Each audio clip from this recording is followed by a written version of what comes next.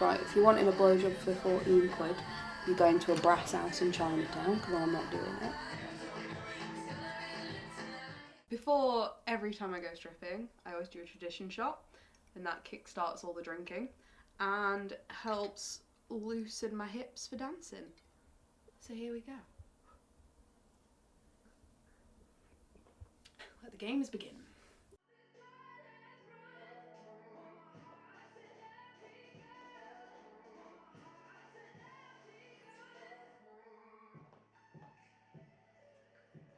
My 3 rules to someone beginning stripping would be, number 1, save your money. I started stripping because I was a bit low on cash, and my friend did webcamming, and she tried to get me to do that, but I wasn't very good at it. I wasn't like a natural or anything. Made a little bit of money, but nothing special. And we're both kind of talking one day, and we were like, I want to try stripping.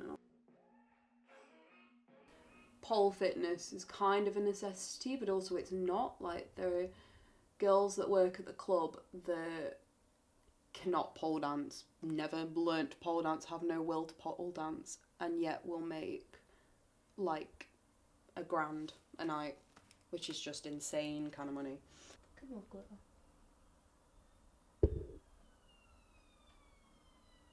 Glitter is like stripper cocaine, seriously. You cannot get enough of it. The kind of overall rule is, if it's a 3-minute dance, you should only really be completely naked for 30 seconds. Number 2, be safe. So it was October the 8th of last year. This guy had come in and paid for a 3-minute dance, which is £20. So, and the way that it worked, I got 70% of that. So that's £14. And afterwards he asked me for a blowjob, and I was like, for 14 quid, fuck off. I'm not that cheap. Right, so I said, right, if you're wanting a blowjob for 14 quid, you're going to a brass house in Chinatown, because I'm not doing it. So he grabbed my hip, and he got thrown out, because you're not allowed to touch the dancers. And then, as I was leaving the club that night, I heard someone shout my dance name, and I turned around, and next thing I know, and I was on the floor. Yeah, there are some guys where you want to run. You wouldn't even talk to them if they weren't paying you. And it's hard, because then they are paying for you, and you've got to be near them. Among my friends, it's not a secret that it's something I do. I think that's come out of a place of I'm wanting them to know that I'm safe.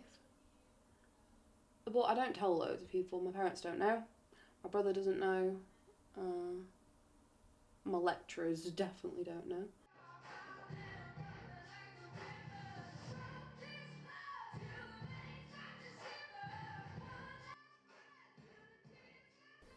I was a bit drunk, and stupidly, then we went back to one of my mate's house, and I was a bit drunk, and stupidly slept with my mate.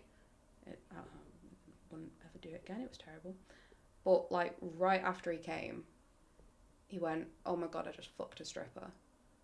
And for me, that broke my heart, because it was, you've known me this long, you've known quite a lot about me, my likes, dislikes, and then in that moment, that is all I was to you. I was just like a job and an accomplishment. Being reduced down to a job that I'd only ever done once was heartbreaking, that's all he saw me as. And I had to kind of be like, well, you've known me a year and a bit. And he was like, oh yeah, that too. But in that moment, all I was just a stripper. And like, I kind of had to pluck up the courage to tell him how much it hurt my feelings. It was like being boiled down to just like a hair of my personality. And that stuck with me for a long time. That stuck with me for a good few months until I actually had the courage to tell him, like, this is why I'm angry at you, because of this. And yeah, he was such a prick as well. And 3, don't forget to love yourself.